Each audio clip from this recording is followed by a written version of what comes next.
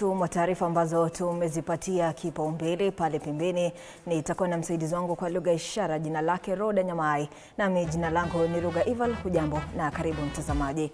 Mwendesha bodaboda Amos Barasa Kasili ambaye ni mshukiwa wa 12 katika mauaji ya mbunge wa Kasipul Charles Ong'ondo Were amekamatwa usiku wa kuamkia leo katika mtaa wa Kibera, kaunti ya Nairobi. Kulingana na taarifa za polisi, Kasili anadaiwa kuwa mwendeshaji bodaboda aliyembeba mshukiwa mkuu aliyetekeleza mauaji ya mbunge Were mnamo tarehe 30 mwezi wa Aprili katika barabara ya Valley Road karibu na mzunguko wa makafani ya City Mortuary.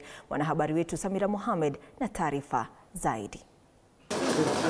Huku makachero wakiendeleza operesheni yao katika juhudi ya kutegua kitendawili cha mauaji ya mbunge wa Kasipul Charles Ong'ondo Were. Mmoja wa washukiwa katika mauaji ya mbunge huyo amekamatwa usiku wa kuamkia Jumatano. Katika msako wao, makachero wa idara ya upelelezi ya makosa ya jinai wamemkamata Amos Barasa Kasili anayedaiwa kumsafirisha mshukiwa mkuu wa mauaji ya mbunge Were kutoka maeneo ya majengo ya bunge hadi sehemu ya tukio iliyo katika mzunguko wa makafani ya City, na kisha kumsubiri hadi alipotekeleza mauaji hayo na hata kumbeba na kuelekea hadi katikati mwa jiji la Nairobi. Hapo awali, kanda za CCTV zilimwonyesha Barasa akiegesha bodaboda yake mbele ya benki ya Equity linaloangalia majengo ya bunge la kitaifa kabla ya kumfuata mbunge huyo pindi tu alipoondoka majengo ya bunge.